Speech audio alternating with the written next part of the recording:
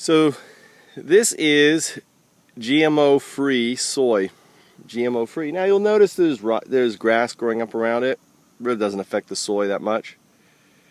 It creates ground cover. The real problem that both of these products are fighting, however, are pests. So what the U.S. does is they use Bt pesticide, Bt soy. So if any insect eats it, they die. And in Japan, they spray systemic pesticides like neonics and other products on it to kill the pests. And ultimately what happens is all of that stuff ends up in the water like that. This is deadly water right here. And the bee comes, look, I'm thirsty, it's a hot day.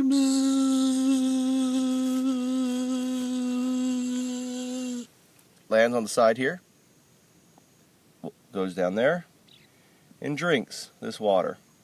And then it flies off.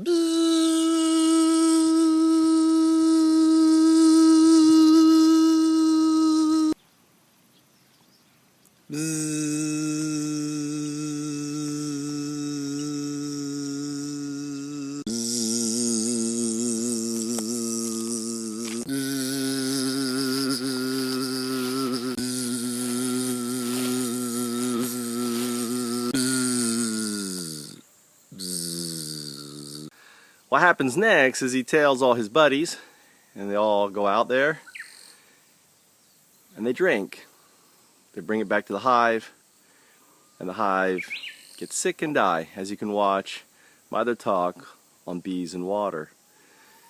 It's important that we understand that these systemic pesticides are basically poisoning the water that bees need. Bees are so small, and just the smallest amount is going to affect them. Some scientists now say it's kind of like them living on LSD. It disorientates them. They can't focus. They just don't know how to find the hive, and they all leave. My theory is over time the buildup of these toxins because of misting ultimately drives the hive. Maybe it becomes so toxic because it kind of all evaporates, right? And it goes into the air or whatever they breathe in a closed, confined space that affects them. Who knows? Regardless, we do know that these pesticides have been killing them. In fact, we've known that pesticides have been killing bees for over 60 years. You see, the USDA has been tracking the number of beekeepers since the 1940s. And since the introduction of pesticides in the 1950s, bee numbers and number of beekeepers that have been keeping bees have been in decline. The only time that they increased was actually during the late 1970s, when Carter became the anti-pesticide president and enacted some of the most stringent pesticide regulation in the United States. And for a very short period, the bees recovered. Now, in my view, that's great news, because it means that if we do stop pesticides, if we do create sanctuaries like the one I have here, ideally one with access to water, and to be honest, I don't know how good this water is, but it's better than the water coming off the fields, I hope. And having a field like this, which is full of wildflowers, and this is all hyssop, ones where you can set up rain traps. But the EPA tested rainwater, and 90% of rainwater, guess what? Has some pesticides in it. So how safe is this water eventually for bees? I don't know. But you know what? It's better than the water coming off soy and Bt pesticide, water and all this neonic water. Hi, my name is Michael Trout, and I'm an activist, a bee conservationist. I'm sharing and have been sharing the plight of the bees and recording them since 2011. When I learned about it and I decided to do something about it. You see, we all can do something about it. I found this land here from a farmer. This land hadn't been touched for 60 years. And I whacked it all down, and I've allowed flowers to grow up, and I've created this massive bee sanctuary here. Now, I'm at risk of losing this bee sanctuary because the farmer just doesn't get it. The farmer doesn't understand that we need this natural habitat. And if you listen, you can hear the birds. You can hear the wildlife. What makes this land so important is it hasn't been touched in probably, 60, 70 years. This land was just left basically wild. And all around it, all around is agriculture, is domesticated, or farmer monocultured land. All the land around it ultimately is potentially toxic. Now, there are a few organic farmers, but I have seen more varieties of bees in my little land here in regards to, I've never seen bumblebees as many as I have just outside of my farm, right? So there's bumblebees nesting in here. There's loads of carpenter bees. Unfortunately, my Serrano bees have died, but I'm going to try to get them back. But where I need your help is I need your help by becoming a patron of this bee sanctuary for as little as $1 a month. If you appreciate the work and the time and effort that I do in my conservation, I have no nonprofit supporting me. I have no government supporting me. It's just me, literal me. And the opportunity here is to use me as an example for thousands of other activists out there.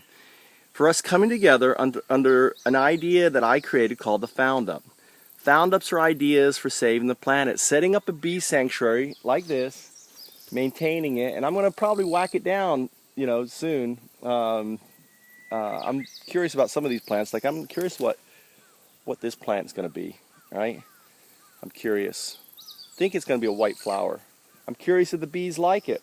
So I'm learning and learning, right, about it. I know I don't want this one, so I walk around, I pull this one up. This one I know I don't want, right? This one here. So I'm kind of like a druid. Think of me as a druid. I'm a druid, and I'm maintaining and deciding. All these sunflowers here that I don't know if you can see popping up there, that sunflowers, I didn't plant any sunflowers, and these are just coming back. I did introduce hyssop, one of the most favorite flowers for bumblebees I've discovered, and carpenter bees. They love hyssop. I did introduce this bee balm. This is bee balm. Another favorite plant, right? Right here is bee balm. And they have worked it. And these flowers are happy. Look, all the flowers that are dropping off. There's going to be seed growing in here. Bee balm is an amazing medicinal plant. It's like eating cold medicine, right? If you eat bee balm, you're not going to get cold. You're not going to get sick. It's amazing. So you can just grab the flowers like this. Eat it. So consider becoming a patron of my bee sanctuary. And I'm setting up more bee sanctuaries like this. I have a mountain bee sanctuary, I have a riverside bee sanctuary. You can set them up. This is probably my best bee sanctuary. I've spent the longest time on it. All of these beds here you can't see now are all hugel beds, right? So they're just perfect for growing on and everything else. And ultimately, without your support, I'm going to lose this farm because I want to be able to go to the farmer and say I want to rent this land and then, be done with it. I can rent this land, and if I don't raise the funds for it, which I think I could rent it for as little as $100 a month, right? Maybe less than $100 a month. And I'm at 80 right now, or 70, 79. It's going to look like this. This is what my farm is going to become. And this is the lower farm, right? I can show you what it looks like up, and he's got another farm up there. As you can see, there's no flowers. These blueberries bloom very early spring, and then after that, he continually mows it, and he's just basically just removed food. Now, the good news is he's organic, so there's no pesticides here. But is this what we want? This is the kind of agriculture that we're creating and transforming the land. I have 2 parcels of land here that potentially I can develop and maintain and create as a natural habitat for bees. So join me for as little as $1 a month. That's it, $1 a month, and say, Mike, thanks for your conservation work. Thanks for your activism work. Thanks for your 1,000 videos, right, from Japan. Thanks for your thousands of pictures from Japan. And help me save the bees, our bees. Because without your support, I'm going to lose this. And that would be a shame, wouldn't it?